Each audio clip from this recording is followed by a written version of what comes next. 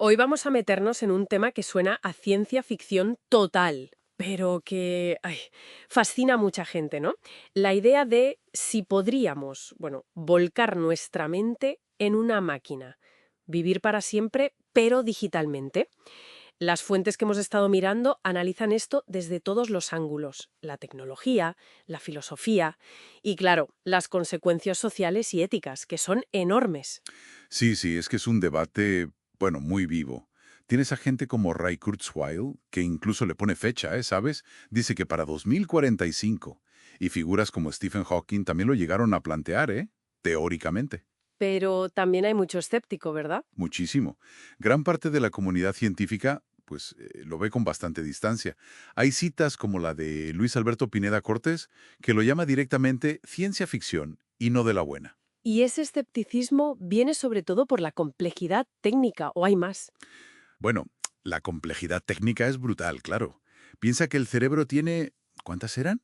Unos 86.000 millones de neuronas. Una barbaridad. Exacto. Y las conexiones son, bueno, inimaginables. Replicar eso funcionalmente, necesitaría una potencia de cálculo que ni soñamos hoy.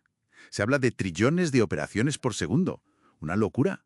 O sea que tecnológicamente estamos lejísimos. Lejísimos. Pero es que además el problema no es solo técnico. Hay un muro filosófico enorme, quizá el más grande. La conciencia, supongo. Ahí está. Antes de transferir nada, tendríamos que saber qué es la conciencia.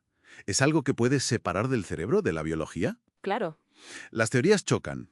El funcionalismo, que es un poco la base para pensar en esto, dice que sí, que la mente es como el software y podría correr en otro hardware, digamos. Como si fuera información pura y dura. Eso es.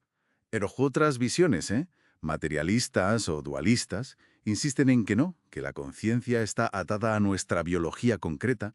Y luego está el famoso problema difícil. El de la experiencia subjetiva, ¿no? El sentir. Exacta, el qualia. Aunque copies la estructura y la función, ¿cómo sabes que replicas la sensación de ser tú, esa experiencia interna? Uf, vale. Y eso nos lleva directos a la identidad, claro. Pongamos que, venga, superamos lo técnico y lo filosófico. Hacemos una copia de una mente. ¿Esa copia soy yo? ¿O es solo eso, una copia? Es el dilema de siempre, ¿no? El barco de Teseo. Justo. Si cambias todas las tablas, es el mismo barco. Aquí es peor. ¿Dónde está la identidad? Kurzweil diría que en el patrón, en la información. Otros, como Locke o Parfit, en la continuidad psicológica, los recuerdos, la personalidad. Pero, ¿y el cuerpo? Cada vez se habla más de la cognición corporeizada, de cómo pensamos con el cuerpo. Efectivamente, una mente sin cuerpo seguiría siendo humana igual. Pensaría igual. ¿Y si haces varias copias? ¿Qué pasa? ¿Múltiples yos? Se complica muchísimo. ¿Y si de lo individual pasamos a lo social? Las implicaciones dan vértigo. La desigualdad, por ejemplo. Tremendo. El riesgo de un apartheid de la inmortalidad es muy real, que solo los súper ricos puedan pagarlo. Imagina las brechas sociales que crearía eso. Nuevas castas basadas en si eres digital o no, o en la calidad de tu existencia digital. Además, solemos pensar en lo digital como algo limpio, etéreo. Pero esto necesitaría una infraestructura física brutal, ¿no? Totalmente. Nada de nubes abstractas. Harían falta centros de datos gigantescos.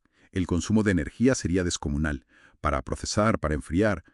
Piensa en el agua que consumen los data centers hoy en día. Ya, ya. ¿Y los materiales? Hardware, metales raros. Y luego, la basura electrónica que generaríamos. La sostenibilidad sería un problemón. Con todo esto sobre la mesa, parece urgente empezar a pensar en cómo regularlo, ¿no? En la ética de todo esto. Urgentísimo. Y deberíamos hacerlo ya, antes de que la tecnología nos pille por sorpresa. Necesitamos leyes, marcos éticos.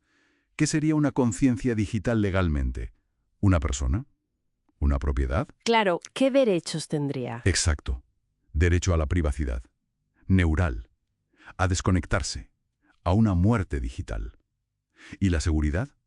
¿Cómo evitas el hackeo? El control.